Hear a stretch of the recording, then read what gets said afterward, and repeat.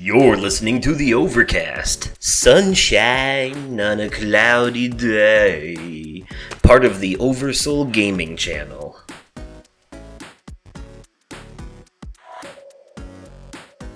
Hello there, everyone, and welcome to the Overcast, the podcast focused on fun. I am your host, Oversoul, bringing you sunshine on a cloudy day, and I am joined in this week's episode by my brother Dalton, aka Inky Lumberjack. How are you doing? What's new with you? What's going on?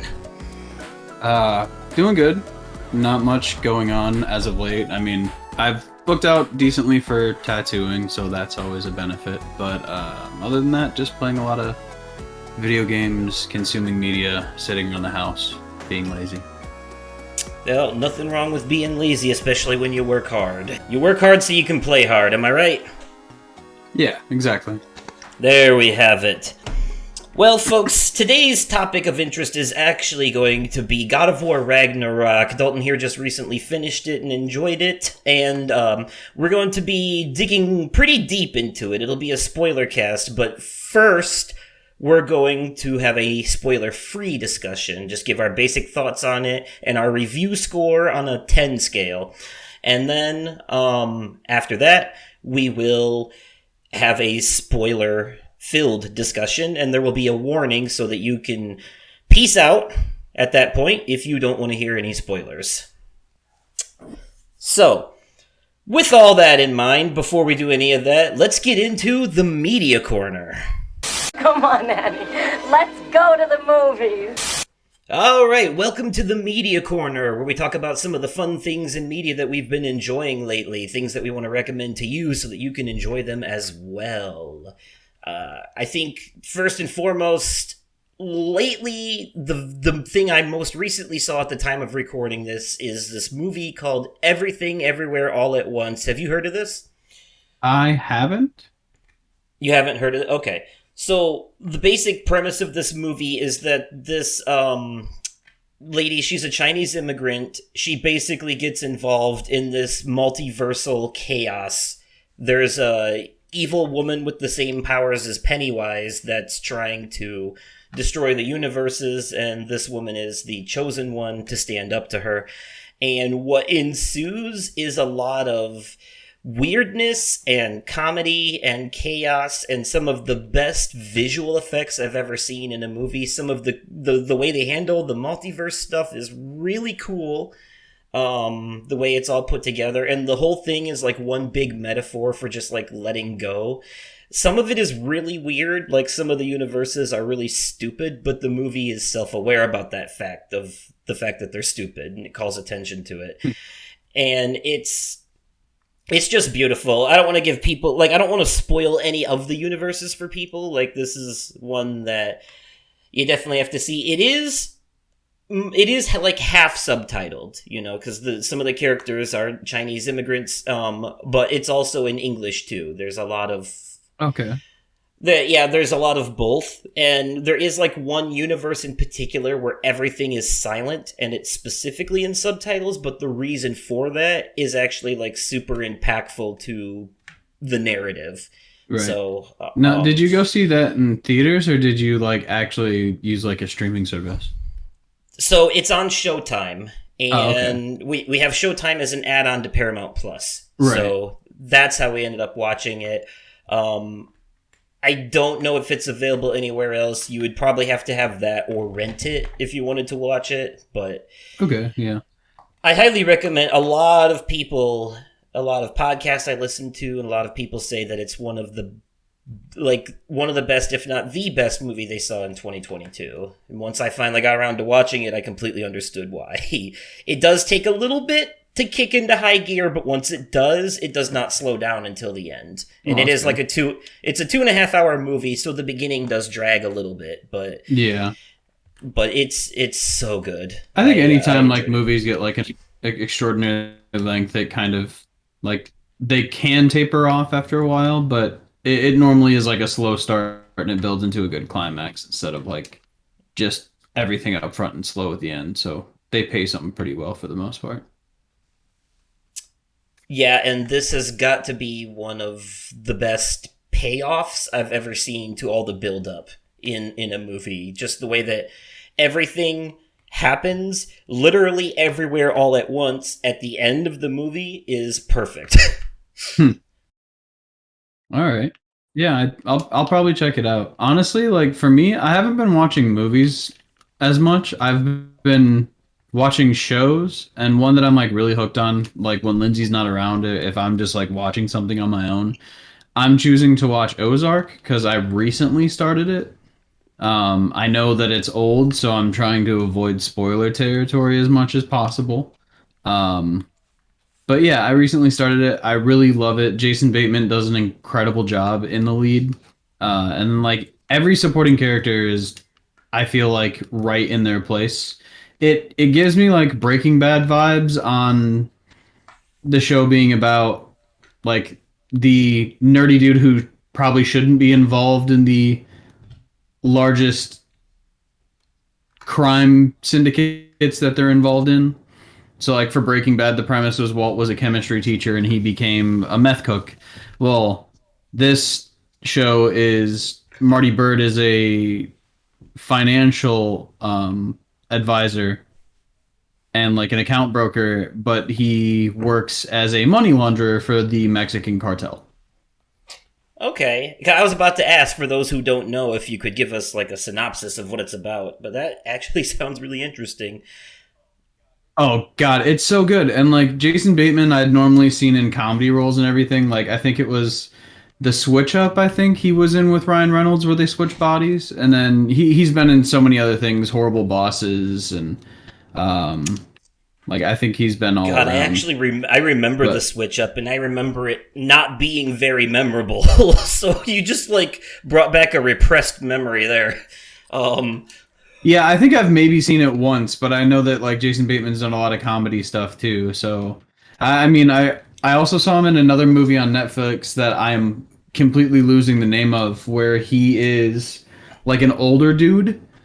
He's like probably mid 30s in the movie, and the whole premise of the movie is that he's going to kids spelling bees because he found out a loophole in their system that since he never technically graduated 8th grade, he can be in regional spelling bees with 8th graders. So he's just like sitting there studying and outclassing like all these like 13, 14 year olds, and and he has like a genius level intellect. So it's really funny for him to be in that situation too. Huh. So a little fact checking here, but would the movie you were talking about be called Bad Words? Yes, I think so. Came out in 2013. Yeah. I mean, it's an older movie, but like somebody recommended it to me on Netflix while I was tattooing them, and we watched it. It was hilarious. Yeah, it's about a loophole in a spelling bee. Oh, that's got Catherine Hahn in it, who plays Agatha Harkness in WandaVision, and she's also in Glass Onion, the Knives Out movie. She's also in Step Brothers. Oh, is she? I didn't remember that. She plays Derek's brother's wife that is in love with Dale. Yeah. So I won't dig too deep into this because I know that you're not caught up, so I don't want to spoil anything, especially because of the places it's been going. But I have to give a shout out to My Hero Academia because season 6 is probably the best season I've seen so far, and every season of that show that comes out I say is the best season so far because it just gets better and better and better and better. Like, I don't think there are very many shows like this out there where each season is consistently better than the one before it. There are a lot of shows like Supernatural, for example, that fluctuate up and down in terms of quality, from season to season. Family Guy, South Park, a lot of stuff I watch does that. But this show is consistently improving with each season and might be the only show I can safely say has ever done that, with the exception of maybe Breaking Bad and Better Call Saul. Yeah, Breaking Bad's really, really good. But it's just the places they're going with the story now, and they're like, no spoilers here, but they're starting to paint the villains in a more sympathetic light, and it's taking the narrative in some very interesting turns. Oh no, trust me, I wish I was caught up on My Hero. I'm just like really bad at catching up on anime, if a lot of it's not on Netflix or anything, I'm probably not caught up on it, and I know that feels bad, and I need to get better. Like, I know a Crunchyroll subscription is like not that expensive, but Yeah, I just, yeah, I need yeah, to get on my game. yeah. I Because apologize. Crunchyroll bought out Funimation, so you can get it on either Hmm. or now. They're also on Hulu, just not up to the current season. Funimation gets it first, and Hulu gets it later. But you Yeah. can watch all the way to the end of season 5 in English on Hulu now. I think so. Okay. Um, so that's definitely an option. Um, Yeah, we get Hulu through our Verizon account. I just wish it was the ad-free version because having ads in shows is no longer something that I really enjoy. We got too spoiled by the Netflix era of like let's take all ads out, y- and then y- now anything with ads I feel like is a burden. I feel that like even if you and it's weird because Peacock has a premium option and even with that you still get ads on some things. I mean, honestly, like if you're gonna give me ads, I would prefer that you give me like 5 minutes at the beginning of a show. That way, like I can go take a piss or something, or go like get food or a snack before I sit down and try to like watch what I'm gonna watch. But like when you just break up the show now, it seems so pointless to me because I'm like, I would rather just binge, and I don't want to see ads breaking up my binge. Yeah, that's what they do on Prime. Over on Prime, they just play an ad for one of their own shows at the beginning of the episode and then after that no ads. Yeah, and I've never really complained about that. Sometimes I'm like, I wish that was less frequent, but no, it's still fine to me. So Like I like the way Amazon went about it. I actually had the ad-free version of Hulu, but I had to save some money, and they had a Black Friday deal recently where, for new subscribers, you could get the ad-supported version for only $2 a month for a year. So I used a different email and signed up for it because, frankly, I'm trying to save some money right now, and I don't use Yeah, Hulu. no, that's everybody. We're in a post-COVID world, man. Work Yeah, is hard. yeah. Tell me about it. Tell me about it. The only other thing I really had in my media corner this episode is there's a kind of popular but kind of obscure YouTube channel I wanted to tell people about called Doctor ER. He is an actual doctor. Okay. He works in the emergency room and all that. Obviously, he's a surgeon. Yeah. And what he does is he takes recommendations of scenes from movies, video games, cartoons, stuff like that that are medical related, so either injuries or like just general medical stuff, and he reacts Right. he reacts to it and then educates the audience on it. So Oh, that's dope. so we're talking about things like Family Guy, South Park, where people are getting like their limbs blown off and stuff, and he will Mhm. actually dig into the specifics Like what exactly is happening medically? Like he'll be like, "Oh, they severed this tendon like right here." yes, exactly, and he's done Oh, that. that's so funny. He's done that with like Happy Tree Friends. He's done that with so one of his recent videos was reacting to violent scenes from God of War Ragnarok. Actually, um, was one of the ones he did. So he's done like Saw movies and I stuff can like imagine that. that's a riot. Yeah, he's really fun. I found him by complete accident. I don't know how. I think it was just like Really? related to something else. Yeah. So I think that that's one of the more fun and educational channels that people can watch, Yeah, that's pretty sick. and it's accessible because they do censor the more heavy stuff. You know, you gotta heavily censor a lot of crap on YouTube these days, unfortunately. Yeah, actually, like when thinking of that, like I had one more like music recommendation, I guess, but you might even have to censor this band's name because the band's name is Scumfuck. It's a deathcore band. Um, it has the same lead singer as Infant Annihilator, which is another deathcore band. But the lead singer's name is Dickie Allen, and he's known as the Goblin King, and he streams and everything. So when you were saying like YouTube, it led me to that because he's actually been streaming a lot of like DMZ for Call of Duty on Twitch, and like he's been playing Warzone and everything. So I've been watching him a lot because like me and my best friend Ryan have actually been playing a lot of DMZ as well. So it's kind of a relevant channel for me. DMZ. That's It's a new game mode in Call of Duty Warzone. Okay. So like Warzone 2 came out. So DMZ, how it works is you get like these missions that you can accomplish, and you can go in with squads of 3, and you get these missions that you can accomplish, and there's enemy AI in the game like all over. So like you can storm a stronghold, for instance, to get like better loot. So it's a lot like a battle royale, but it's like mission based too. And then there's also real enemy players in the same lobby. So if they've been doing a lot of missions and you feel like at the end of it you want to take their stuff, you could compete with them before you extract and like get all their stuff and exfil with it, and then have it going into the next round. It's pretty cool. It's a really fun game mode. It was really refreshing to see for Call of Duty. Okay. Okay. Yeah, I'm not like a much of a Call of Duty fan myself, but it's always great to hear other people being passionate about the things that they like. That's what we're all about. No, I mean, there was a day that me and Ryan, I think we'd sat and played it for like 12 straight hours. We had nothing else going on because he works like a only weekend shift, and I think it was a Monday, so we were both off, and we started at like 10 in the morning and got off somewhere around like midnight that night, just constantly playing. It was really, really funny. Wow. Yeah, we reflected back on it and we were like, dude, I don't know how we killed this much time in a game mode like this. I'm like, I don't either, but it shows that I had fun, so I guess that's good. Our brother-in-law Ryan played Stray finally recently and pretty much beat it in one sitting, more or less. Yeah, he said he loved it. Yeah, that made me very happy to hear.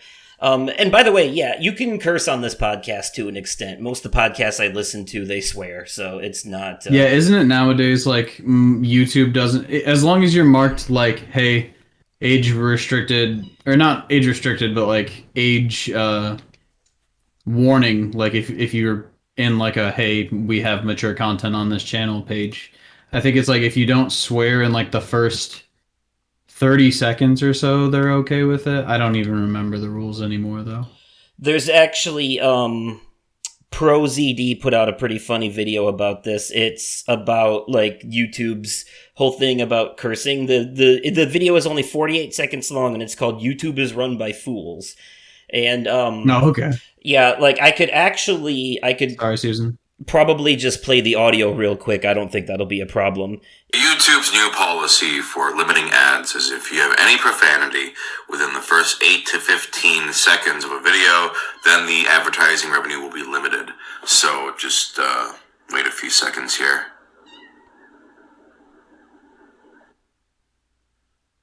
That's the dumbest fucking shit I've ever heard. Anyway, hey YouTube. Yeah? How about all the channels you support with That's ads hilarious. that spew hate speech regularly? Did they say a no-no? I mean, fun fact, a lot of my old Outlast videos got demonetized, specifically because it's Outlast, and, you know, I didn't retroactively go back and censor the content of videos that were made years ago. Yeah, exactly. So, yeah, it's just dumb. They make new rules and it affects your old content. Yeah, it affects the revenue, affects the content, and honestly, I think that there might... I think YouTube's going to learn soon that it's going to affect people's drive to stay on the platform. I guess really the good thing is they do have good shorts. So, like, shorts becoming popular, of course, with, like, formats like TikTok coming around. YouTube does have good payout for their shorts, I've heard. At least I've... Like, that's what I've read from, like, other sources and other podcasters saying that, like, shorts are actually really good for content creators because it makes them, like, the most money as far as short form content. Like, it's better than Instagram, it's better than TikTok. Like, YouTube's on top of that game. But I feel like that whenever they go, like, 2 steps forward, they also take, like, 1 step back so they don't advance too much. And right now we're seeing that with, like, their monetization policies. Yeah, sometimes they just make changes that aren't great, and then sometimes they make changes that are. One change they made recently, I will tell you, that is actually a good one, is now when you upload a video, and after it's uploaded and it starts processing, on your studio page, you can actually see an estimation of how much longer it's going to take to process now. So you're not sitting there. Oh wow, that's pretty good. Yeah, you're not sitting there wondering, like, when you upload a 4K video, like, directly from the PS5 or whatever, that thing can take, like, up to Right. 9 hours to process, if not longer. And Oh damn. sometimes I'd be sitting there refreshing it 1,000 times, like, why is it not showing up in 4K yet? And then the next day it would be fine. Well, now I can actually see how long it's going to take. So Yeah. that's useful. That's extremely useful. All right, well, I guess that will do it for the media corner. Now it's time to move on to the topic of this episode. Boy, boy, boy, boy, boy, boy, boy, boy, boy, boy, boy, boy. All right, everyone, it's time for the topic of interest. This week's topic of interest is God of War Ragnarok. My brother and I will be discussing the game since we both finished it. And our first half of the discussion will be spoiler-free for your convenience, and then before we get into spoiler discussion, we will give it a rating. That way you can get our basic thoughts, and then you can peace out before the spoilers hit if you so wish. So, Dalton, initial thoughts on the game, just like in general. Initial thoughts was, I thought it was extremely well polished compared to God of War 2018. Just visually, in the first like 30 minutes of the game, the visuals, like the footprints that you were leaving in the snow being traced, and like different paths, and like if you rolled in the snow, it created a larger imprint than when your footprints were there. Like the small details like that, showing how much that like the visual department paid attention to this game. I was ready for like a really good ride. Yeah, I'm glad that you brought stuff like that up, because this is definitely a visually impressive game, and I didn't even really think about the small details like that because I was so focused on some of the more jaw-dropping things that this game has to offer in terms of narrative and set pieces. And we'll dig more into some of these set pieces and spoilers section, but I will say that this game has some like absolutely breathtaking set pieces. Like, my god, just like the scenery, just certain areas that you go to and the scenery involved in them was nothing short of beautiful, just absolutely beautiful. Yeah, I fully agree. It's an incredibly beautiful game. I mechanically, like gameplay wise, I think it's one of the funnest that I've played in a really long time. Its combat flows very, very well. I think everything about it is pretty well balanced, and I'm happy that we got like this as the second outing into the world of Kratos again. Yeah, it's very well put together in that aspect. I will admit, though, that just because, like, I'm not a fan of the particular style and control scheme, the combat, it definitely feels like a lot of games these days, their combat feels very Soulsborne inspired. The newer Assassin's Creed games took that route, too. And it's not particularly my favorite. I actually like the more hack and slashy style of the combat from the older games more, where it was like more open and less like tight. The combat in this is like more tight, like over the shoulder type thing. But it is still satisfying. There's a lot of elements of it that are still really satisfying when you play it. It's I think, just like the first game, the whole throwing the axe thing and calling it back and some of the stuff you get to do with that in this one continues to be one of the most fun mechanics about the game overall. It's sometimes kind of funny in the middle of combat to watch somebody get coke-locked in the jaw with a flying axe, Yeah. Just their reactions. I've definitely used axe throws for comedy. Yeah. And the Blades of Chaos, of course, make a return in this game, and they are phenomenal. The way, like, it was a big spoiler that they were in the first game, but now everyone knows. So, Right. And you start this game with them, basically. So, Yeah, no, I mean, in all honesty, I'm close to 48 hours into this game, maybe 50 hours into this game. And I have beaten it at this point, and there were moments that I was very, very frustrated by, like, from combat itself. Because, like, sometimes, I mean, I do have my gripes with the game, but, like, sometimes combat was a little too daunting in some areas.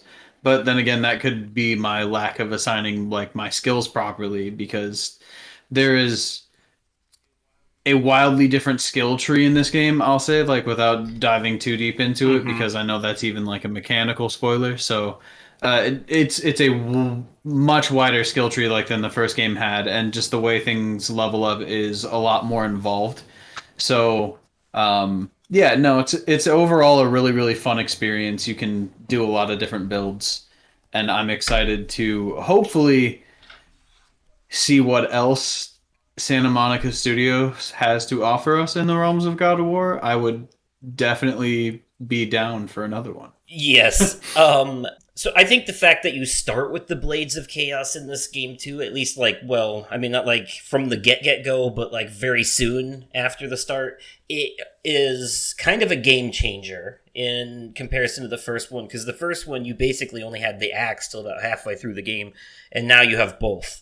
You know, and now you have both for the entire game, and that switches up things. It changes how combat plays. But I also feel like the some of the enemies... Is it just me, or do the enemies feel a little bit harder in this game than they did in the first one? I think so, but I also feel like it's weighted on, like, I guess when you're playing too, because there are some times where I feel like there are moments in the game that are really intense that feel like they flow super, super well. But then there are some calmer moments where I'm doing like a side quest, and some of the combats just like feel so much more intense than one of the like boss battles, if you want to call them that, that I've encountered.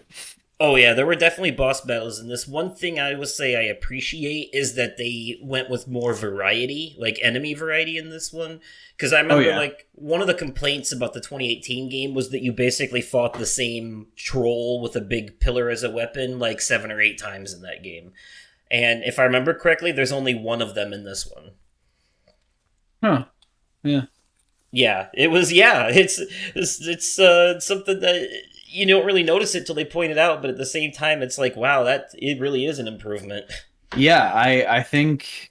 Oh man, I cannot wait until we do branch into spoiler territory. I will say that because I will have so much more to say.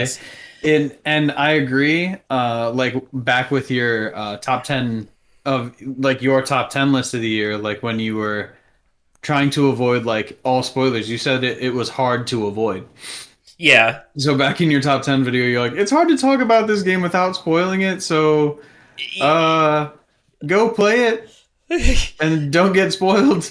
Yeah, it's kind and of then come talk to me. It's kind of a minefield. It really is, because, and the reason for that is, and I can say this without actually spoiling anything by not saying things that are said, but this is one of those games where characters will drop heavy spoilers and just like, or like jaw-dropping lines of dialogue in the middle of you running around. You know, it's not in cutscenes. There are moments where you're just like... so many lines of like character dialogue that like just two of the voice actors bouncing back and forth while you're running around picking up like hack silver on the ground, for instance. Exactly. And not only that, but sometimes the gameplay itself, because everything in this world flows naturally between cutscenes and gameplay. So there are moments that sometimes even the characters in a cutscene are a spoiler, you know? Yeah. So yeah, it's definitely hard to dance around, but like, yeah, there will definitely be moments where you're riding on the sled or whatever, and a character will just like name drop someone huge or something, and you'll be like, wait, what? And have to do a double take, because it's casual. They do it so casually and don't even draw attention to it, as if this thing has just been a part of their life all this time. Right. Yeah, they're just like, oh yeah, this is my casual buddy Steve. And you're like, what? Yeah. Wait a minute. Steve was a big deal in Norse mythology now. Yeah, you're like, Steve is the CEO of Apple. Yeah. Oh yeah, we all remember the story of Steve in the snake pit. So yeah, that's part of the reason why, but it's also one of the things I really enjoy about the game. All of the dialogue just flows naturally to an extent. To an extent, there was Hmm. I'm sure a lot of people are familiar with Zero Punctuation, the comedy review series by Yahtzee Croshaw, Ben Yahtzee Croshaw, and over on the Escapist. And he did God of War Ragnarok, and one of the things he pointed out is that the dialogue flows naturally until it's broken up by combat. And it's kind of funny because or other things. I do like that they do like in the first game where they're having a discussion, but then Hmm. you get out of the boat or you go interact with something and it will interrupt it, but it doesn't just cut Yeah. them. It doesn't just cut them short. Kratos will be like, "Hold on, we'll continue this in a moment" or something like that, and then once you get back to traveling or whatever, the characters would be like, "All right, so where were we? Oh yeah," and then continue as if nothing happened. you know, Yeah. I do love that. I love that a lot. But it's funny in combat. He mentioned that sometimes they will be having like a super serious discussion about like just father and son stuff or whatever. And then they'll end up fighting some raiders or whatever, and then it'll immediately cut to like, well, that was something. So, anyways, what do you want for breakfast? And then Kratos will just be like, grumble, grumble, pancakes. Hmm. And that happens a lot. But it's not immersion breaking. What's funny about No. it, and not at all. It No, still everything does works. seem more like natural. It seems like they really got the grip of conversation between characters down, and it seems that everything that is said dialogue wise seems to have its purpose, even if it's just like a one off joke. Like there are so many lines that I can think of in this game that it's just like it's really just a one off. Oh yeah. So yeah, this isn't a spoiler. I can bring this up. I noticed a little touch they added to this one that I really liked is that anytime there is a extra character around besides Atreus, um sometimes they will call attention to the fact that Kratos likes to go off the beaten path and look for loot or get chests and Yeah. stuff.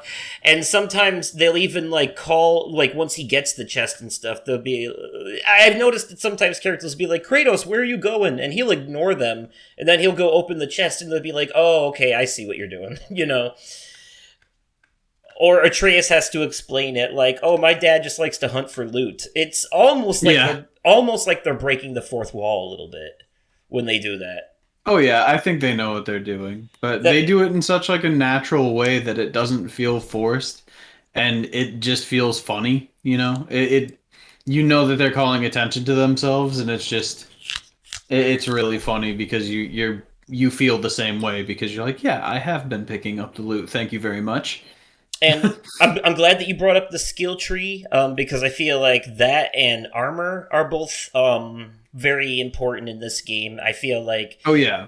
I Oh would yeah. I would go through a lot of sections because I was just trying to like enjoy the story, forgetting to upgrade my skills or unlock skills, and I would have like bank of exp saved up that I needed to use, and then Right. I would use it and realize, oh, now I'm suddenly having an easier time, you know. Oh yeah. The armor too. I will say this much. I do think hunting for Odin's Ravens in this game is a lot more worth it because the armor that you get for it is really good. It focuses mainly on health and vitality, but I feel like it makes you almost invincible during some of the harder fights later in I the was game. actually gonna see if you were gonna mention Odin's Ravens because I was gonna say like by the time I finished this game, I think I'm only missing like five ravens at this point. Exactly. It's almost like they were easier to find or more frequently show up in your direct path of the story this time around. You don't have to go as Yeah. out of your way for them. Some of them were a difficult like little look see, but not to the point Yeah. where it's annoying. I think it was still easy enough to find them to it wasn't like ridiculous, but yeah, I mean the armor set that you do get from them is I do think one of the better ones in the game, hmm and I had a lot of fun like just finding the ravens for that reason. And it's And blue. The color scheme yeah, is yeah. awesome. um, Yeah, I love the color scheme on that armor set. It's very well put together. And I will say, yeah, this is a game where if you focus exclusively on just doing the main narrative, you're going to miss out on a lot. This is one where every time a side quest pops up that's not cumulative, like one that just has like a side quest with story stuff, you're going to want to do it because Oh yeah, easily. some of this game's best character development, story moments, and even lines of dialogue are in those side quests. Easily. Oh yeah, I feel like all the side quests have purpose. Like I'm post game right now, and I'm doing some of the side quests here because I feel like actually doing them. Exactly. And, well, this is also a game that has a lot to offer in the post-game as well, which is something we Yes. can talk more about in the spoiler section for sure. Oh yeah. So even though the ravens are less annoying, I will tell you what is still really annoying, though, is some of those goddamn chests that you have to open to upgrade your health. And, Oh yes, the Nornir chests. yes, now... I'm fully maxed on my health and my rage. And oh, really? I still do not have all the Nornir chests in the game, so now I'm curious as to what more of them will hold.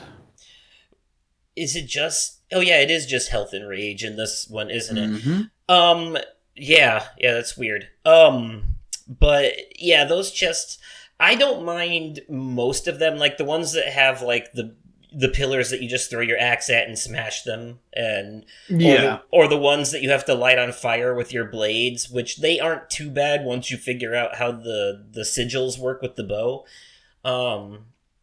Some of those were a pain in the ass, but the game isn't very straightforward about telling you that you can shoot sigils at each, like you can make them bigger by shooting it more than once. Yeah. And that was kind of the key to a lot of those, but the ones that are annoying, simply because I just wasn't fast enough a lot of the time, is the ones where you have to ring the 3 bells in quick succession. A lot of those were, like, you have to, like, throw the axe and then, like, as you're calling it back, quickly do a 180 and then, like, run over to the other side of, like, the platform you're on and throw it at another one. And I noticed some of the bells, the symbol comes back faster than others, so that kind of like determines the order that you should hit them in as well, you know. Yeah. And that was definitely frustrating. Those stupid ass chests are like ridiculous. But dude, even the puzzle solving in this game, I was having a fun time while doing it. Like, Yes. I don't know. Everything is just, I think everything in this game was designed so well. I do wish that it did win a Game of the Year somewhere. It won mine. It won yeah, mine. I mean, yeah, that is fair. That is fair.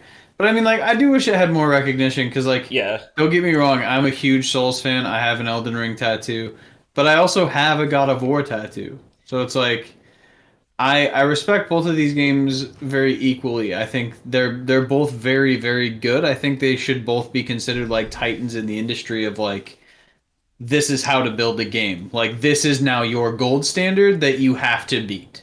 It also won the PlayStation Blog Game of the Year as well. Oh, okay. Well, that's good. That's Yeah. good. But Because Elden Ring Elden Ring ended close. up taking like the Steam Awards too, and so that meant they had Yep. Steam Awards, the Game Awards, and the Golden Joystick, and Yeah. that's a lot. But I will say, as a Souls fan, Elden Ring is very, very deserving. I think even Souls fans didn't realize what they were getting when we got that game. But that being said, God of War ended up Ragnarok ended up in like my top 10 of all time, and I think it's either right above or it might have beat out God of War 2018 out of my top 10 of all time. Of all time, you say? Wow. Yeah. Yeah, that's actually, I think, one of the topics that I want to do in the future is like the best media of all time, and we're talking like movies, TV shows, video games, and I would love to have like you and someone else on for that one. Yeah, I need think. to find like goated with the sauce. Yeah, like I would like to do that with like you and Dylan or you and Ryan or somebody like that. You know, Ryan's already part of a podcast though, so I don't think I'll be able to get him on too often. But Yeah, that's perfectly fine. But yes, yeah, and the puzzles, like you mentioned, the puzzles for God of War Ragnarok are pretty good. I did find myself getting stuck on a few story puzzles, but that was basically kind of like me I have this tendency in a lot of video games, especially horror games with puzzles, to overthink things that tend to be really simple, you know? Right, right. And then when I do see the solution to it, I smack myself like, "Oh, wow, I'm dumb." You know? How did I miss that? You know, it's always something really, really silly. Like, I'm thinking I'm gonna have to, like, do, like, this intricate jumping through hoops nonsense, and, you know, usually it's just, like, a button down the hall or some shit. So... Yeah, exactly. Um... Something so simple that you overlook, and you're like, I did it because I'm dumb. Or I'm like, I run past the item I need, like, 7 times. I just don't see it. Oh, yeah. Oh, yeah. But yeah, so with God of War Ragnarok, that happened to me a lot during like the water trough puzzles. The very first one I had, I didn't realize what I had to do, and then once I figured out what I had to do, everyone after that, it became much easier to do. But there were a couple that threw me for a loop in terms of sequence. Like, I saw what I had to do, but the order in which I had to do it was the part that confused me. Yeah, exactly. You know. But okay, so we'll wrap up the non-spoiler discussion part of this with our overall rating of the game. We'll go on a 10 scale. So on the 10 scale, the way I do it is 5 and below is bad, 6 above is good. So then it's just a determination of how bad or good. So what would you rate this game? Oh, God. I know it's pointless to add decimals because then you're basically making it 100 scale. No, you can. In this, you can. But like 9.8 to 9.9 out of 10. Okay, I was gonna say you can do a 0.5. Don't be like Game Informer. You can do like a 9.5 if you want, because that's my rating. My rating is actually a 9.5. Yeah, I guess 9.5 would be the nearest round number, sure. Right, and that 0.5... Technically 10 would, but like I feel like it. Yeah, it's a 10 in so many ways. Yes, but there are so many. There's very few minor instances that are only like a 6, and then I'm like, if it wasn't for this specific thing, it would be higher. But like, it was all done well. There are a couple of tiny little things that are keeping it from being a perfect game, and those are things that we have to save for the spoiler section. So yeah, I think, okay, so we both agree in 9.5. I've actually never heard people agree on the rating in a podcast before, so that's pretty solid. Yeah, I know. I want to rate it higher. I want to rate it lower. Like, I just kind of, I'm all over on it, but I think if I had to go with an overall feel and the joy that I've had in playing this game, I would have to say, like, 9.5 out of 10. All right. Well, okay, folks, so now we're going to transition into spoiler discussion for God of War Ragnarok. So this is your final warning. If you do not want this game to be spoiled for you, please leave now or use the timestamps to skip to the end of this podcast. All right. If you don't want to hear how swole Kratos gets when he says the word boy, come on, go back now. Dude, you're making a joke, but still, at the same time, you know, I'm just thinking of one particular scene now. Okay. Oh, there you go. Okay. All right. So, spoilers in 3, 2, 1. Whoa, dude, spoiler alert! Everyone dies. All right, folks, here we are in the spoilers section. If you're still here, that means you want to hear it. So, we're going to be getting into a real... You want to hear that? Yeah. Hot goss, that juicy tea, the every nitty-gritty detail.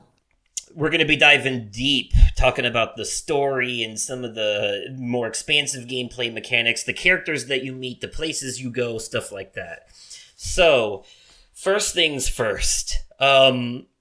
This game has a lot of stuff that happens just like within the first hour and a half to 2 hours of the game. Like, it kicks off like one of those roller coasters that instead of doing a slow climb, just like rocket boosts you from the get go. Yeah, why not? Yeah, it's amazing. So for me, it was personally like, I wasn't surprised to see Freya show up pretty much right away, after everything that happened Yeah. in the first one. But what did I mean, even in the trailer, it did show like you confronting Freya or like having a fight with her. right? So that was very. But what did surprise me Even the trailers. is what comes next. This was the reason that I personally voted Sonny Solyuk as the best voice actor for the Game Awards this year. So, as you're riding after that fight with Freya, or maybe right before, and they're having their dialogue as you're riding on the dog sled, Atreus says something along the lines of, "I hope Fenrir is doing okay." He just casually name drops Fenrir out of nowhere, and I had to do a double take. Like, wait, what? you, you already have Fenrir? Where'd this come from? And then we get home and find out that he's dying, and it's got to be one of the saddest things I've ever seen in a video game. The acting in that scene is phenomenal. I cried. I actually cried. I'm not gonna lie. Oh, dude, it was really weighty. I was like, all right, I see it. You saw The Last of Us. We know. Yeah, it was rough. That was a rough scene to sit through, and that was like, our mom was watching me play at that point, and she was like, "Wow, this game has a sad opening." Yeah. But I knew there was gonna be something to, like, when Fenrir dies and Atreus casts that spell. He doesn't even realize that he's doing it, but Kratos sees it. He sees a little white light fly away. And I knew that was going to be something, but I didn't know what or how they were going to go about it. And it confused me for a while. So there's a part later in the game where you meet Angrboda in Jotunheim when you're helping her do chores and stuff. She just casually mentions that there's a soul in your knife. And that's the knife. Yeah. That's the knife that Atreus got from his mom. So at first, I didn't put two and two together. I thought that maybe the soul of his mom was in that knife, and that's why she was like... I thought that maybe she might have been still alive out there somewhere, and that's why Kratos kept seeing her in his dreams. Like, I thought that she was sending him a message in real time, or that maybe it was like... Yeah, I think I sadly knew that she was dearly departed. Yeah, I mean, that's the whole... It would ruin the whole point of the first game if she was still alive, but I thought that... Yeah, exactly. But just the way that she sends the messages to him in dreams, it feels very pointed. It's like very focused on what he's going through at the moment with his son. Right. In the way that she's saying things. And I don't know if maybe he's just remembering conversations he had with her because that's how dreams work. The things he's focused on are causing him to have these dreams. Or maybe if it was her soul communicating with him from like Valhalla or whatever. Right. I thought maybe that she was actually talking to him from the other side. So I don't think they were ever fully clear on that, on whether it was actually her or just a memory, Yeah, I don't know if that was ever like clearly defined, but I did really like playing those dream sequences. It gave you a lot of like intake onto who Kratos really was. Yeah. And those were beautiful. It was nice to finally see Faye, too. I think that was a really big thing in this game that was really nice to see. I like that in Norse mythology, giants is just like a race, but not necessarily a description. So some of the giants are like normal human size, and some of them are actually giant. Yeah, exactly. Like the difference between Angrboda and her grandmother. Which, can we talk about that boss battle for a second? Because that's got to be like one of the best boss battles in all of video gaming. I think it was fun. I did enjoy that one. It was really fun to like climb around on countertops and feel like Ratatouille. It felt very kind of Toy Story, right? Yeah. Like there was almost like a Toy Story vibe to that, and like I don't know if I feel bad for her grandmother or not, though. Like I get where she's coming from, but she's also like not a good person. Yeah. What she was doing to those poor wolves, I can't. Oh yeah, no, I definitely don't think that was justified. So I think the fight was well maintained. I think it was good. That was one of my favorite ones. I think the Nidhogg fight was, oh, that fight was really, really beautiful as well. Yes. Like even like the set pieces involved in both of the fights that you were talking about. Like the set piece of being in like a giant's kitchen felt like really natural, that like you're swinging on like meat hooks and everything that are there, and you're jumping around Yes. like the flooring, and you're running past like giant bowls and pots and pans. Like it just felt really cool to be put in like a Toy Story like scenario. And they did it so well that the fight came across as like really, really fun, and it felt serious, but it also felt playful.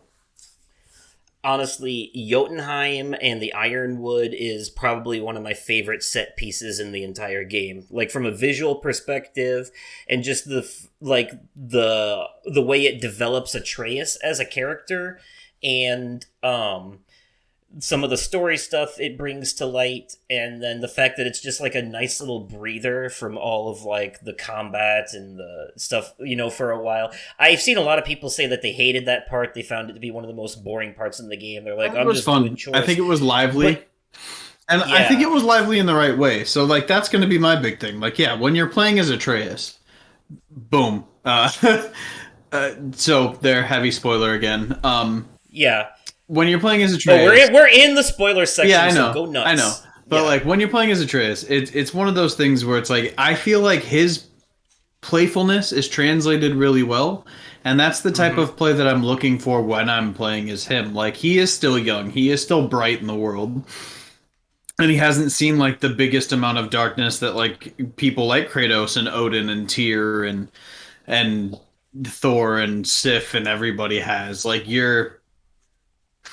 he's new to the godhood world, and he just thinks that he's so ready for this war because he thinks that since it's gods, it'll just be a problem on the gods and there won't be a problem for the nine realms and like all of the non god population, all of the mortals that like even for example, like the Midgardians that died in Ragnarok.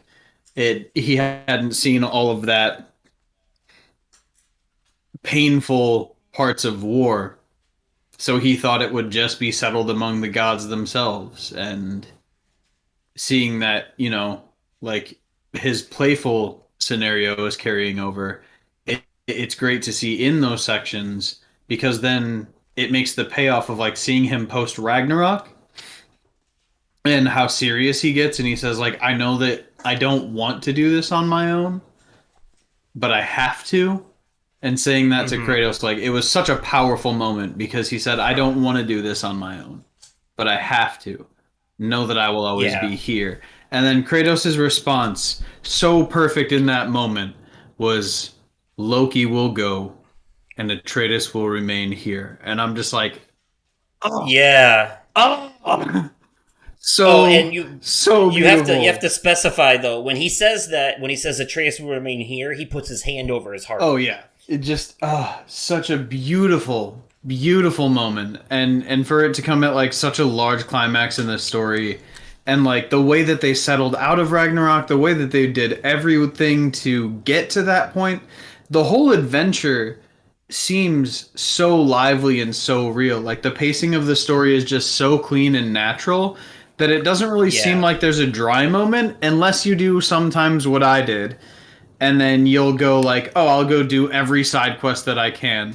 Sometimes that gets you sick of traversal, so you're just tired of like, I'm tired of being in this dog sled, or I'm tired of riding in this boat.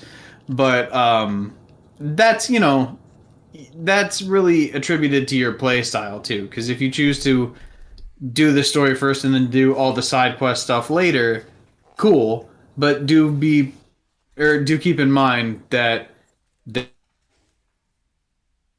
that really really matter for you to do, and certain side quests that are not available, that become locked out if you pass certain parts in the story. To an extent, yeah, but that stuff will become available again later in the post game. There's nothing that's really necessarily missable in this, thankfully, but there are like certain points of no return in the main narrative where you have to finish the current story quest before you can do anything else.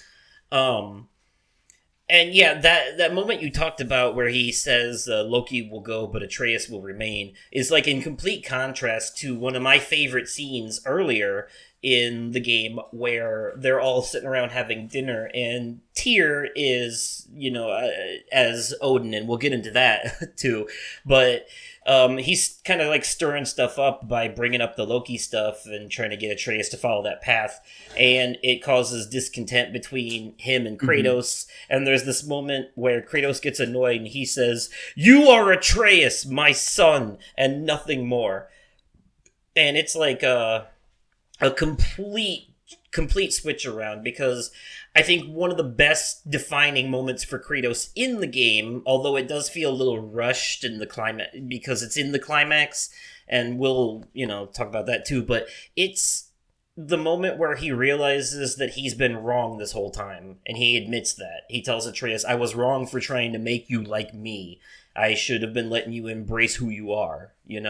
He said he was wrong for telling him to like emotionally close himself off and stuff like that. It's yeah, exactly. And that to me was like one of the best moments in the whole game. I was wrong. Open your heart to it. Yes, exactly, because that's what differentiates him. I think he realizes too, because there are moments, and not everyone's going to hear all this dialogue because sometimes it's random when you're traveling. But I do remember a piece of dialogue I got while being in the boat was that Kratos kind of tells the story of how brutal Spartan training was for him as a kid.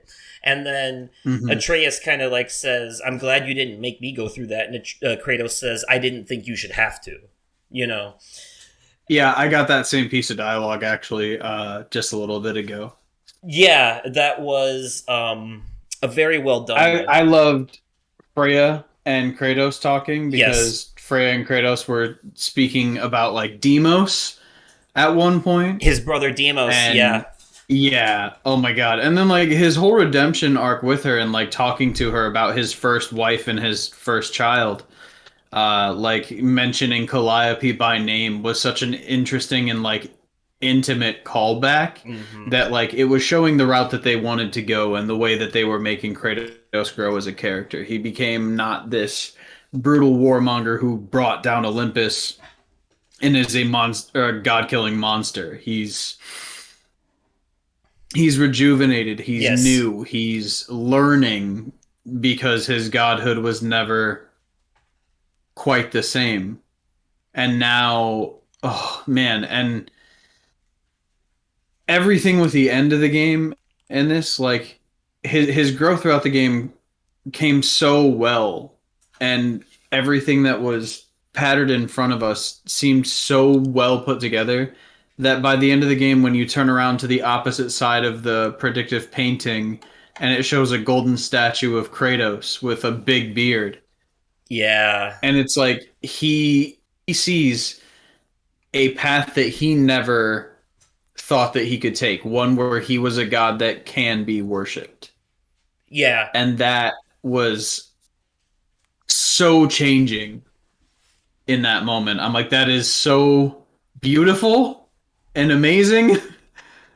Yeah. And it's not even in like dialogue by the game that you find that out. You just find it out by looking at the back of the painting. Yep, it's a completely visual scene with no dialogue, and sometimes those can be some of the most impactful. There's been a lot of games I've played where the game itself has no dialogue at all, like Journey, you may remember, and it's still one of the most impactful games I've ever played because the whole story is told through the visuals.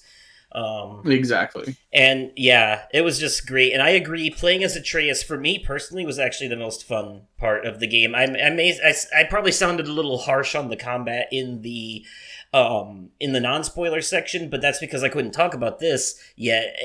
Atreus, for me, has like a better combat for me, like the way it plays, the way it flows. It's more fast, it's more fluid, it's more fun. He's not as strong, but he's a little more tactical, and it feels a little more like open and free, like you have breathing room, like the older God of War games. Whereas when you're playing with Kratos, it feels a little more claustrophobic, if that makes any sense. Because everything's so tight. It's like that Resident Evil over the shoulder camera. And Atreus still kind of has that, but since he's a smaller character, it doesn't feel as tight, you know? Yeah, I definitely had a lot more times as Kratos where I felt like the enemies were more overwhelming, like I was getting larger amounts, or they were Yeah. like bigger enemies. Yes, Out of that exactly. is to balance the game out, but like I I do agree with you that playing as Atreus was actually a fun relief sometimes because it was nice to not feel so clunky.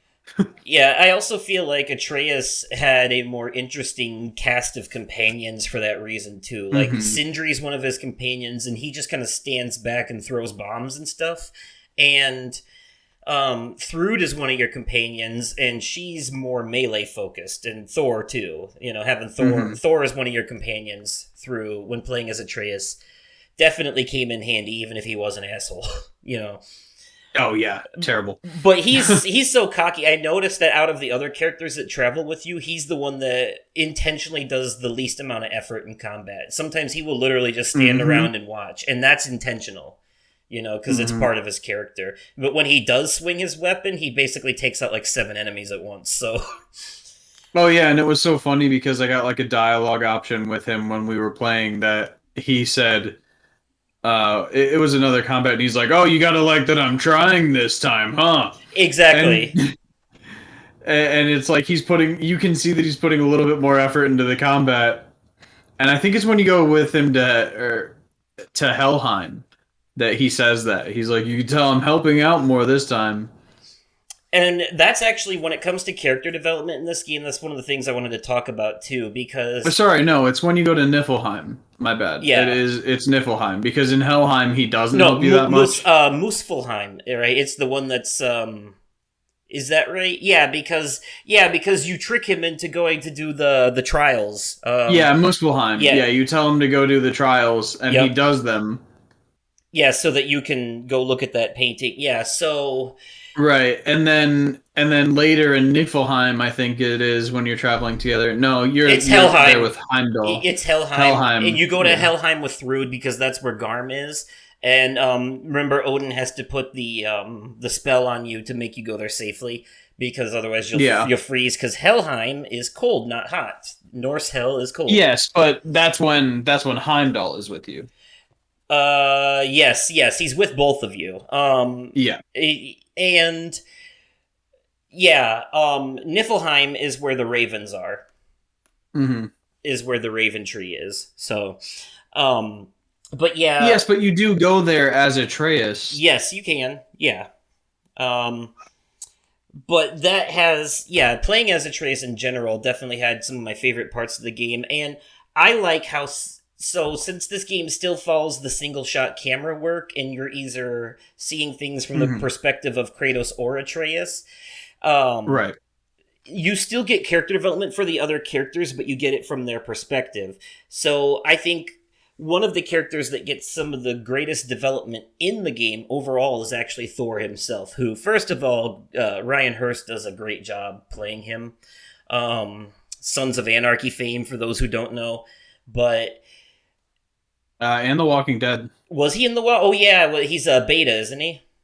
Yeah. Yeah. Okay, you're right. Yeah. When they bring the Whisperers into that show. Okay. Yeah. So he does a great Yeah, job. that's a pretty important part. Yes. So he does a great job playing Thor in this, but I want to focus specifically on the relationship with him and his daughter and him and his father and his relationship with alcohol and how he's trying to change that, because I think one of the best scenes in the whole game is like after the bar fight scene on Asgard, when Thrud is confronting him about his drinking problems and like how that changes him as a character, and then later in the game how he does a 180 and actually helps you in the end. You know, he gets like a little bit of a redemption arc, and I thought that was pretty cool the way they handled that. It actually makes me like Thrud a lot as a character. She might actually be one of my favorite characters in the whole game. She's just really cool. Personality wise, did you have a favorite companion out of all the ones that join you? I think there was Brock, Sindri, Freya, Thrud, Thor, To me, and Angerboda. honestly, I think it's Freya because I really enjoyed watching the growth of Kratos through the game. I thought it was Yeah. such a beautiful thing to witness. So I think definitely Freya. I feel like there was a lot of talking points and growth points that you get as Kratos because of Freya herself, and it just feels very like well drawn out, and things just feel nice and rounded. Like their conversations feel natural. Like they're both talking about like their regrets that they've had. Yeah, and the way that it flows naturally from I'm trying to kill you because you killed my son to us being good friends again, and the way that you get to see that happen in real time over time is very well done because when you're first traveling with her and she agrees to work with you, she's still very defensive about anything you have to say and still pretty much wants to kill you. She's just holding off for now. But as time goes on and her and Kratos start talking more and learning more about each other, they start to sympathize with each other and it kind of like brings them into being friends again. And Right. I think the way that that is handled is also a very well done character development. I don't think she would be one of my favorite companions from a story perspective, but from a combat perspective, I think Thrud might have been one of my favorites. Um, I also did really enjoy the Angrboda scenes. Like I know there yeah, was very limited combat, but like with the combat that you had in those scenes, I think it was highly, highly enjoyable. it was funny because it seems like the game kind of subtly created a love triangle between Loki, Angrboda, and Thrud. And I know that in actual Norse mythology, Loki and Angrboda are the ones who end up together. But do you think Mhm. in the future I mean, they definitely, it looks like they pushed more towards her, but it definitely felt like they were doing like a Final Fantasy VII thing where Cloud kind of flirts with Tifa and Aerith, you know? Mhm. And it's like, well, which one is he going to pick, you know? Nah, I think I'll ultimately Skilder likes Thrud, and Yes, yeah. Skilder will I be think that's fine. what they were pointing towards too. Yeah. Was for that. But did it not seem like Thrud and Atreus were flirting a little bit for a while there? Yeah, it did seem kind of like flirty, like back and forth banter. It it, I can def- agree with it that. definitely did. But I do think I think that their relationship is. I think they're one of those. They've built one of those friendships where they're close to to people Mhm. from the outside looking in. It might look like they're a couple, but Right. they're really just really good platonic friends. Like they're just close. Exactly. So I definitely see them going the Angrboda route because that would be in line with Norse mythology, and they ended up being the parents of Fenrir and Jormungandr, if I remember correctly, in actual mythology. Um, Yeah. so so the way that they tie that in too is really well because she was there when he put the giant soul in that snake who grows into Jormungandr. So And now she's taking care of Fenrir. right, and now she's taking care of Fenrir. So that's two of the cool things. So I guess they, since this is a video game that a lot of people are going to play, they didn't want to go the, Loki has sex with wolves route. They Yeah. so they decided to do it differently. But I think the way that they create Jormungandr and then tie it into the first game is actually really cool in this hmm because you meet this dying snake in Jotunheim, and this is after Angrboda gives Loki this bag of marbles that hold the souls of giants. This is where you get the big reveal that the giants aren't dead; they're just hiding. Yeah, And exactly. that was like really cool. And he doesn't want this responsibility at first, but he does take it eventually, which leads into his line at the very end of the game that you mentioned earlier, in the journey that he goes on from there. So he takes the soul and one of the giant souls and puts it in the snake, and then the snake grows into Jormungandr because Angrboda tells him about it later. When Ragnarok's happening and you're involved in it, she shows up with Fenrir, and Jormungandr's in the background fighting Thor, and something happens, and Jormungandr disappears, and that's the point where Thor sends him back in time, and he appears in the first game. So I thought that was really cool, and also kind of in line with what actually happens in Ragnarok in Norse mythology as well. Yeah, that was pretty cool. Um, I do think the payoff of that was dope. but And then like even doing like later side quests after the main story, like so many things were yes, so fun to do. Like I going back and saving Bergier Um, like after he falls off the ship, supposedly sacrificing himself, and Oh yeah, then yeah, yeah, yeah. you can even complete his story even further if you meet up with him again, and if you go back to Charlie with Freya, like Charlie, her turtle home from the first game that you and Atreus met her at, or like went to her with. Eventually, you can get Birgir to move there, and she says like she wants somebody to take care of Charlie now that she's a roaming Vanir goddess. That's Now that actually she's the queen. That's actually pretty cool. There's actually a lot of stuff that happens in the post game that like ties up loose ends from the story. But before we get there, a few other things that are important to note. So obviously there is this whole big thing in this game. We're leading up to Ragnarok, and there's obviously conflict between all the main characters about who does and doesn't want to go to war. And one of the big twists in the game is like one of the big things is that you find Tyr, the Norse god of war, and he's this big pacifist now all of a sudden. And then later it turns out that he's actually been Odin in disguise the whole time. Now, that was something I definitely did not see coming, and it caught me off guard. But if you go back and look at other scenes from the game retroactively with this new context in mind, you will actually notice that they foreshadow that a lot. And there are even moments where Odin himself, when talking to Atreus in Asgard, completely slips up and kind of reveals that he knows things that he shouldn't. And I didn't really think about it at first. I thought maybe, oh well, he's just Odin, he can see everything or whatever. But it's a little more nuanced than that. They intentionally have little hints here and there. There are even some things that Tyr says, like if you follow him around the house when he's mumbling to himself, there are a few things he says that are technically foreshadowing to him being Odin as well. But there are moments. There are I do specifically remember like one thing Odin says to Atreus on Asgard, and I kind of raised an eyebrow, like, you've been spying on me? Like, how would you know that? So and I'm like, oh, he's got his ravens and shit. He probably is spying. But Do you remember the line? He says something along the lines of Kratos isn't exactly getting an unbiased perspective on him because he's being told a bunch of bad things about him by one of his disgruntled former employees and ex-wife. And I didn't realize it at the time, but there's no way he could have possibly known that if he wasn't there with them. Right. Because remember, they're at Sindri's house in the World Tree, which is an area that he can't actually see.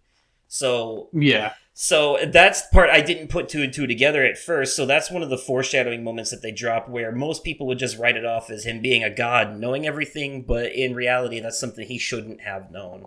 But yeah, I'm glad that you brought up the side quests earlier too, because like I said, some of the best dialogue and stuff in these games, and some of the best character moments comes from these side quests. And I would say some of the most important ones are freeing the giant sea creature, helping Mimir with that, and like restoring the dwarves, like destroying those machines for them to help clear the pollution out of their area. Helping Mimir get closure on his ex-girlfriend or whatever, like doing that whole thing. And with Sigrid? Yeah, Sigrid, and one of the Valkyries. Because if you do all that stuff, it actually unlocks extra dialogue at the end of the game when you do the when you're walking around and talking to everybody, going up the hill. So, and then there's the one where you get Freya's other sword, and that I thought was super important because you get a lot of character development on her during that particular quest. And her other sword is like way better. Speaking of swords, what did you think when you found out that Ingrid was Freyr's the whole time?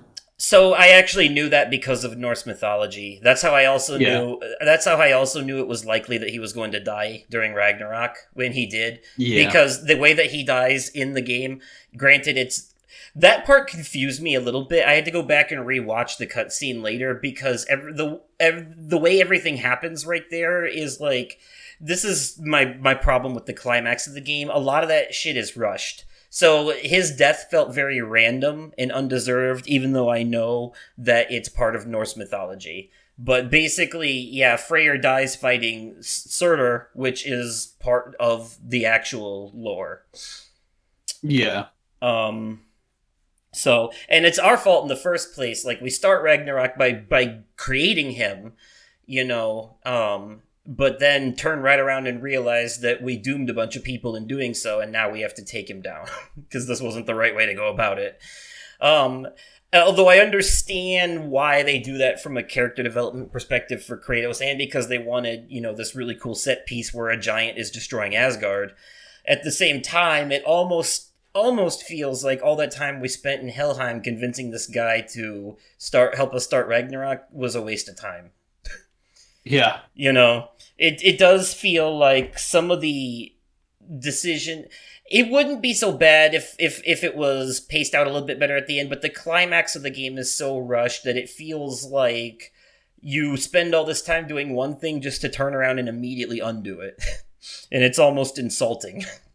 But Yeah, I did have a lot of like I did think the climax was a little bit rushed in the story, but I had already put like so much time into it. yeah, I And the was thing ready is, to like, get to the end by that I point. feel like the climax could be as rushed as you want to make the climax rush too, because like for me, I guess there were a lot of times where I was just doing side quests between every mission I did. You know, every story mission I did, I'd go do the side quests and fill out like the talk that you can have with Mimir and Atreus, or Yeah. Mimir and Freya, and like all the different companions that you can have. Just doing side quests when you're playing in those areas, it felt a little bit more needed because it felt like you could get so much more character explanation through side quests than you were getting through the main story. So it felt really fleshed out, and I felt like I knew the characters well enough by the point that I finished the game that it felt a little less rushed than I thought it would. Yeah, it's not that the character development is rushed or anything. I will say that the moment that Kratos has, it's what I call his Batman moment, where he says that we should be fighting for justice, not vengeance. Mm-hmm. That did feel a little bit like it came out of nowhere, and it took him seeing the consequences of his actions for that to really hit home. I think what happened there, and because I've played the originals, is that he realized that he was about to do the same thing to this pantheon that he did to his old one. He was about to get a bunch of innocent people killed for the sake of vengeance. And he, like Sindri, was driven by Odin killing Brock at that moment, and I think it brought back some of the old Kratos from the old games, you know? Yeah. And then, but once he sees what's happening to all those innocent people outside the walls of Asgard in the midst of this, that's when he kind of has that moment. And it's a well done moment. I just feel that I wish it was a little more focused. It happens in such a fast-paced way. It's that particular moment needed a little more time to breathe, I think, is all. But it's not bad, obviously. I do see some people saying that they probably could have stretched some things out a little more if they decided to make this game God of War Fimbulwinter and the third game God of War Ragnarok. You know? And have, Yeah, I think that could have been a little cooler, but like they would have also had to do a lot more in the third game if they made it Ragnarok to yeah. really give you post Ragnarok. So I feel like that was a harder build up. Like I feel like it's harder to build a post Ragnarok world than it is to build the uh post death of a single god in Fimbulwinter that's leading to Ragnarok world. Yeah, So that's true. I feel like this one, I honestly think they can make another game, and I think they probably will. It's a great series, and I feel like they have more stories to tell in this series. Um, but ultimately, I think what we had in this game was pretty well paced, and it had a lot of good moments that I thought were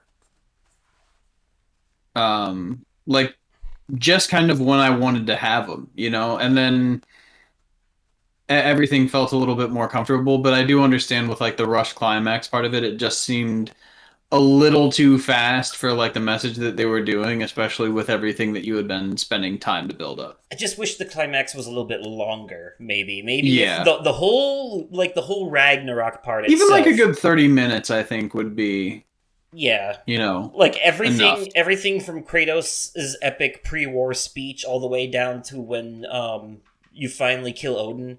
If that was maybe just like 15 or 20 minutes longer, I think they could have really stretched out some of the cool things. Like, I know that they try to keep the focus on the single shot camera, so they weren't going to be able to do this. But if this was a different game, they would have had cutscenes cutting over to the fight between like Thor and Jormungandr and shit like that. In a way, though, Right. I'm glad that they didn't, though, because you're getting this from your character's perspective. So you get just even getting to see that in the background is still really cool, and maybe arguably a better way to do it. I just and I know, like, it's a big war, and wars can happen fast. Like, people are dying left and right. I just think that there are some bigger moments from the mythology that happened during Ragnarok that they could have implemented in here, that they either skipped entirely or just kind of like glossed over. Or they haphazard, like the death of Freyr, that maybe could have been handled a little bit better. It happened so fast that I think to a point, like, even the death of Thor, Yeah, but that was the culmination of the character development, because he stood up to his father finally, and granted his father killed him for it, but he stood up to him, and that's what matters. Like, that was Thor's redemption arc. No, that I didn't see it coming either. To an extent I kind of did, but like, so it was one of those moments where when it happened, I was a little shocked, but also not surprised at the same time, if that makes any sense. Yeah, in that moment, I kind of knew it was going to happen because I felt like that was the nail in the coffin for him in Thrud's eyes, So, like, even Thrud at that point knew, like, okay, Odin is a fucked up piece of shit. And I'm glad that Lady Sif also kind of changes over to the good side too after noticing all that. I just the way that she treats Atreus from the get-go made me very worried that she was going to be a problem. But nope, she turned out to be okay. Heimdall, on the other hand, is an absolute dickhead, and I was very happy to have killed him. But it did make me think that, like, what I've noticed is that, Kratos jumps to a new reality trying to avoid the mistakes of his past, but he still ends up having to kill other gods, no matter what. Right. You kill Magni and Modi and Baldur in the first game, and in this one you kill Heimdall. But what I'm glad for is that it doesn't seem to have as much of an impact on society as a whole. Because in the old games, killing the gods affected things. Killing Poseidon affected the oceans. Killing Helios affected the sun. Killing Hades affected the underworld. None of that happens here. Killing the gods here, they're just like regular ass people with superpowers. Yeah, exactly. And I do like that. And Kratos, even though he tries to drive it home to Atreus in the first game that there are consequences to killing a god, there doesn't really seem to be many. The worst consequence they had was that Freya started hunting them down.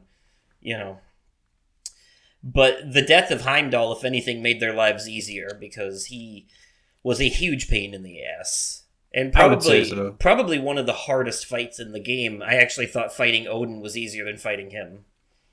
I will say, like, this whole game, I think one of the biggest things and the things that drives the story so much is, like, the voice acting cast of this game.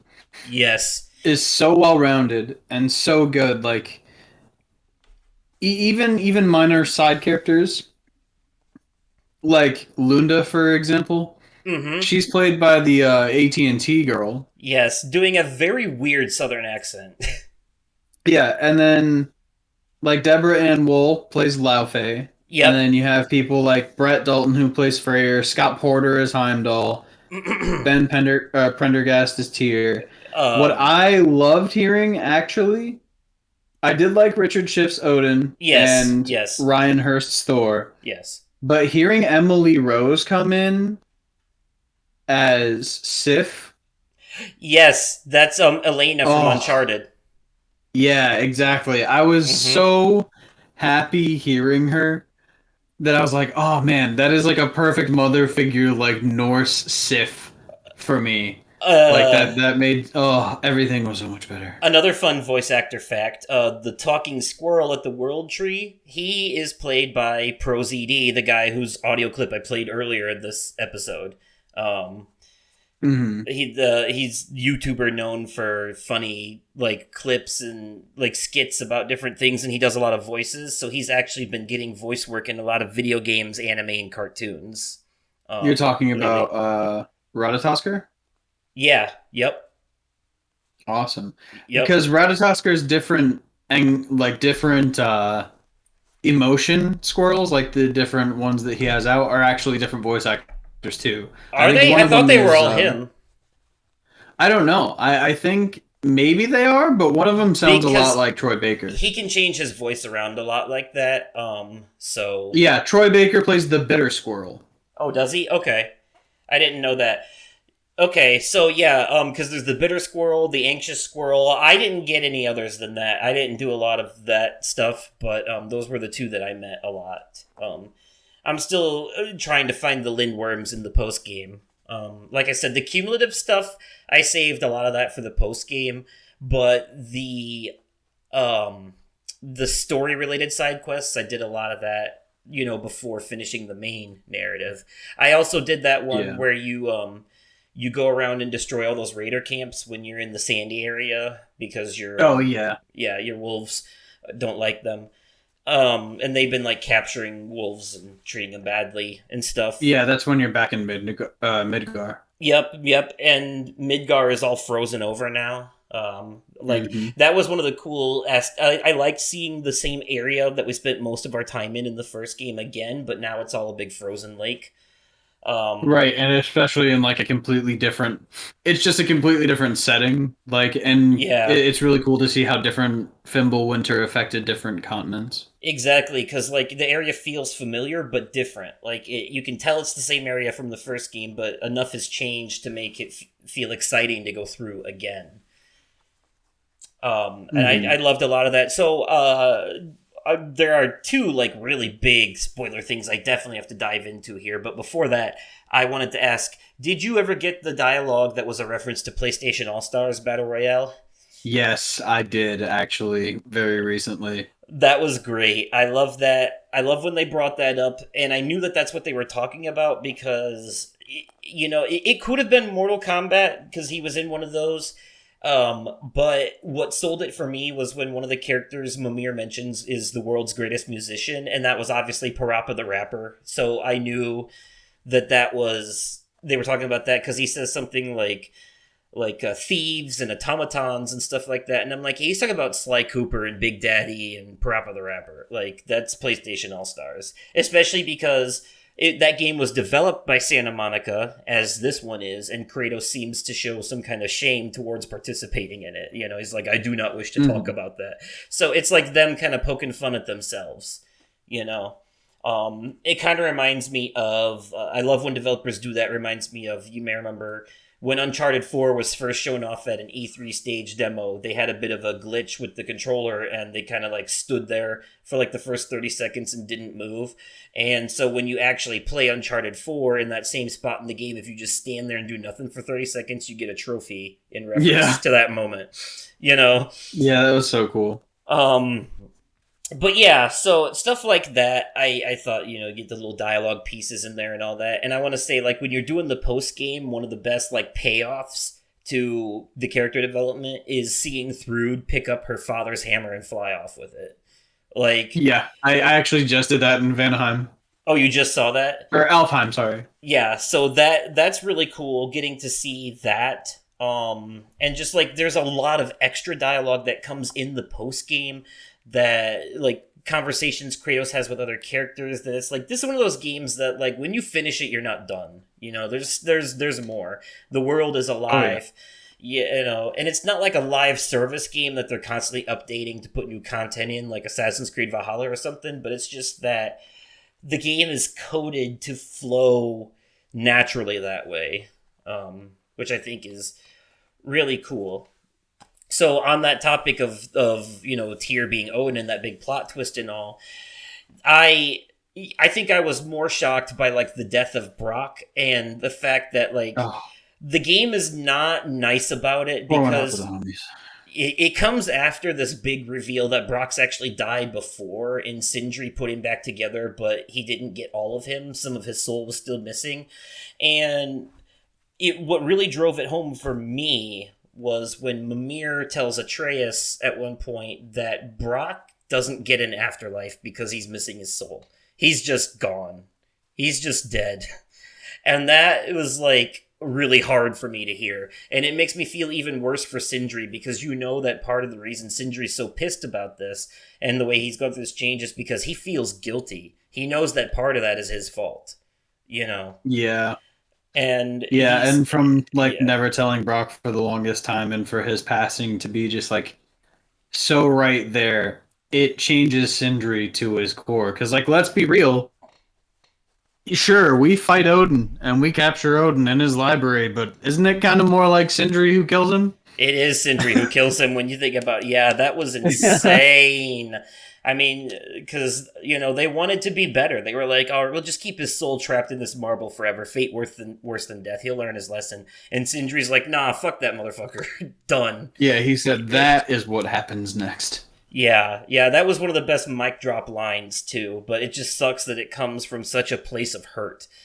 And at least he showed up for Brock's funeral. That's what's important. Yes. Doing that quest after the post game was so beautiful. Actually, Freya mentioned it. So like when you told me to go to the nearest blacksmith, Freya mentioned it before I went to a blacksmith. But you have to go to the blacksmith to initiate it. Yeah, but she said, "Hey, I heard they're having a funeral in Svartalfheim for Brock." And I got that line and I was like, oh, okay, cool. And then I went to the blacksmith and they're like, hey, yeah, we're having a funeral. You're invited. It's here. And that's when you actually get the quest marker for it. Yeah, then you can start that's when you get the quest marker for it. And then you go, and you know the guy, the one dwarf who plays Durlin? the musician that's there. He plays. Oh, Rabe, yeah. Yeah, so that's actually the actual composer. Yeah, it's the composer. It's Beer McCreary. Yep. Yeah. And he's actually playing that instrument for real. The instrument he's playing in the game, he's actually playing in real life. Yep, the hurdy-gurdy. Yeah, the hurdy-gurdy. That's what it's called. Yeah, so that was a beautiful scene. The whole funeral scene was just like so bittersweet. And like Sindri's gone now. Brock's gone. Sindri's disappeared. So Lunda's the blacksmith now. So I can see why they brought her in. It hits different, though. Like, I noticed in the post-game, upgrading your equipment and stuff, it just hits different when Brock and Sindri aren't there anymore. You know? Yeah, I know. I went back and played God of War 2018 just to go to a blacksmith and be like, the safety of them not being corrupted yet. Yeah, that's why it's good to have, like, different save files. Because this is one of those games where, like, yeah, you can keep playing it after the post-game, but some of the major story changes are going to change the environment with it. Yeah, Some things will never be the same as they were when you first started. Like, there's permanent changes. Right. And you can feel it. Like, you just feel the lingering everything from that. And that was just so well done and so amazing. And that whole scene where Brock goes with you to get your new weapon, which I definitely have to mention as well. But, like, where the mermaid... spear. The mermaid basically pays no attention to him whatsoever. And you find out that's the whole reason Sindri didn't want him to go there in the first place, is because he knew how it works. She doesn't communicate with anyone who doesn't have a soul, you know? Right, and Brock was missing the essential part of his soul needed to communicate with her. It's so sad. Yeah, that was crazy. But after that, you get the spear, and that to me is like where the combat when playing as Kratos really opened up into the best it could possibly be in the whole game. It just sucks that you get it for such a short period of time before the end, you know. But like that spear, man, so you got ice with the axe, you got fire with the blades, and you got wind with the spear. And the spear is just not only is it like one of the best weapons for heavy attacks because the way he swings the spear when you do the heavy attacks. Oh yeah, and they're so quick. Yeah, it's a quick heavy attack. Yeah, I would argue the heavy attacks for the spear are better because the light attack is just a forward jab, you know? And then you can throw it and you can like stick like 7 of them in enemies and then explode them all at once. and the runic attack where you throw it up in the air and then like 100 spears rain down on your enemies. It's all just Oh yeah, like, easily so the cool. best one. Yeah, and that came in really handy in a lot of the like boss battles late in the game. So, and then just being able to switch between all three weapons on the fly to keep your enemies on their toes is very well done, I think. That spear has got to be one of the coolest weapons that you get across any of the God of War games in the entire franchise, honestly. Oh yeah, I think it's definitely really cool. I love the skills. I still use the I still use the blades and the axe a lot. I think I still use the axe most preferentially. But yes, the spear made combat so cool. And it feels It'll like a return to form for Kratos because he was a Spartan warrior, and what was their weapon of Right. choice? You know, the spear. I also love the parallel that you get with the fact that Odin also wields a spear, so like you kind Yeah. of get to match him on that and say like ha ha ha motherfucker, me too. Because that was kind of beautiful to see, just like Kratos with a spear. I used it a lot in the Odin fight because of like how the whole fight panned out. There were times where he was like so far away from me. I'm like, you don't get away that easy, and then I just used the spear. Yeah, that stuff was amazing. Yeah, everything about this game just really amazing, especially the acting. I cried so many times. I cried when Fenrir died. I cried during the scene where Freya breaks the curse on her and then she just like has like a breakdown now that she's finally free and she forgives God. Kratos.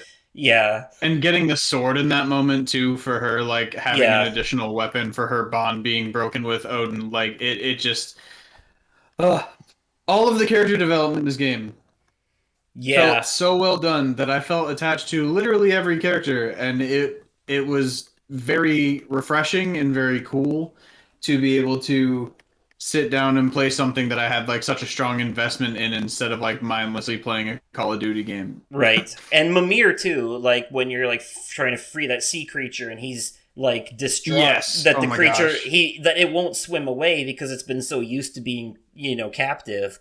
And he's like, no, Yeah, and he ties no. he I ties wanted... back to when you're hunting with Atreus, Yeah. and he says, like these are your consequences, and Mm-hmm. like it is what it is. Yeah, He and said sometimes we just have consequences that we have to live with, and it's like, oh yeah, and man. Mimir's distraught. He's like, no, I wanted him to be free. I wanted to make things better. And Kratos is like, sometimes you cannot make things better, only better, or sometimes you can't make things right, only better than they were. And that's one of the best lines for sure. Like you said, that goes And- hand in hand with him telling Atreus that intent does not matter, only consequences earlier in the game. Yeah, And exactly. that scene with the bear. And that's something I don't want to neglect that, by the way. The fact that Atreus can turn into a bear and a wolf in this game, 100% in line with Norse mythology, and turning into a wolf when your rage meter fills up is probably one of the reasons I like playing as him so much compared to Kratos. Like, it's just... Oh yeah, he becomes super fast. You get like flowing combat. You get beautiful like bite. You can One bite the hit heads kills. off of enemies. One hit kills on most enemies, yeah. Yeah, like biting the heads off of most enemies, and like especially if you have the right runes equipped, getting a health burst on that when you get it. Oh, it was always super super helpful in those moments, like where you feel overwhelmed, but then you just like launch that rage and get some health back, and you're ready to go again. Plus his runic magic where he can summon the spirits of other animals to help him fight too. Oh yeah.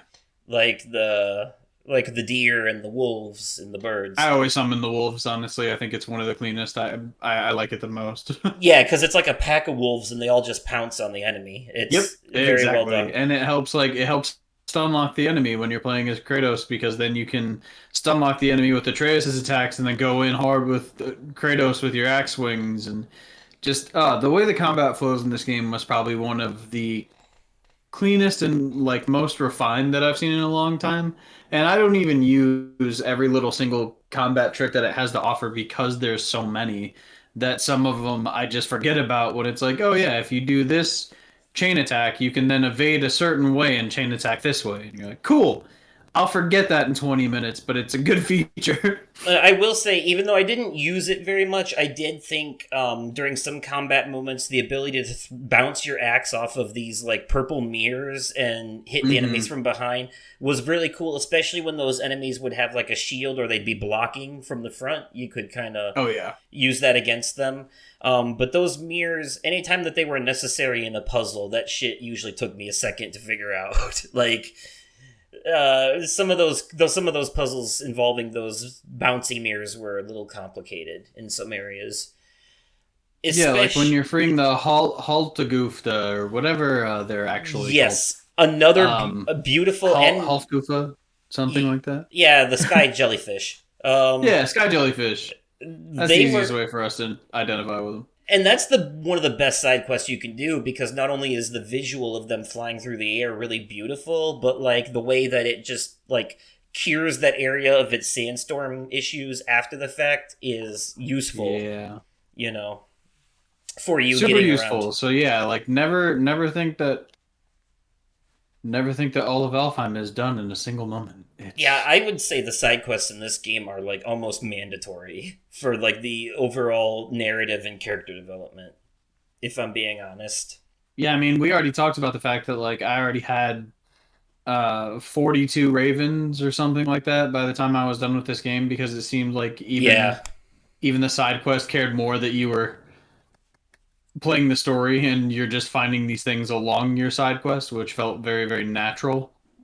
Yes, exactly. And once you get the spear, those ravens are actually easier to hit than with the axe, if you ask me. Yeah, God. Oh, God, yeah. It's just easier to aim by a large margin. Oh, yes. But yeah, man, we've covered so much. We've talked about pretty much everything. Set pieces, combat, story, major story moments. Before we wrap up here, are we forgetting anything, that you can think of? I don't know. I think we covered a fair amount of it. It might have been a little bit sporadic because we're excited to talk about a game that is so refined. We jumped around a bit. Fun to play. But that's okay. We jumped around a bit, but that's okay. That's how these things go sometimes. But definitely, like, if this isn't normally a game that would be within your scope of playing, like you're normally not like a big action adventure fan, pop it onto a lower difficulty and just do yourself the favor of like playing it. It is very well put together. The combat is well balanced. It teaches you how to be, like prepared for battles, or it teaches you how to like really play to your strengths and weaknesses. Teaching you like different build strategies that you can get, and everything that you can do in this game is greatly improved on, even more than it was in the first game. And everything is just, honestly, it's clean, it's refined, and I think it is damn near Game of the Year worthy, in many categories. And I think that if we keep seeing stuff like this in the future, other companies are going to have a lot to answer for. Right. Yeah, they definitely set the bar. Okay, well, I was going to ask if you had like any final thoughts, but you basically covered that there. So yeah, exactly. If there's anything nitpicky, just tell us in the comment section or something. Tell us how we were bad boys that we needed to talk about a different day. All right, well, that'll pretty much wrap it up for this week's episode. Thank you all so much for listening. If you enjoyed it, go ahead and click that like button to feed the algorithm monster. It's a hungry beast, and it needs food. If you have any questions, concerns, comments, things that you would like me to read in a future episode, thoughts about the topic as well, you can send them to my email at mroversoul53@gmail.com. That's MROVERSOUL53 at gmail.com, or at Oversoul53 on Twitter, or you could just leave them in the comments of this video as well. Dalton, do you have any socials or anything that you would like to plug? Any Twitter, Twitch, your tattoo stuff, anything like that? Yeah, I mean, I'm a Rockford, Chicagoland area tattoo artist, so if you're in the area, definitely look up my social media. It's Inky Lumberjack on most platforms, and if you want to play video games sometimes, I play Call of Duty, and you can find my PlayStation at the same name, Inky Lumberjack. I have booking info for my tattoos on there if you feel interested and you like what you see. But other than that, I think that is about it for me. I think you post a lot of your tattoo work on Instagram, is that right? Yeah, Instagram and Facebook. Okay, Instagram and Facebook, that's where you want to go to find, and it's Moth Traps Inc. for the tattoo stuff? No, it's still Inky Lumberjack for all of them. Okay. Alright, well, that's good to know. Alright, folks, well, that's it for this week's episode. Thank you all so much for listening, and I will catch you in the Let's Plays. Bye-bye! Bye!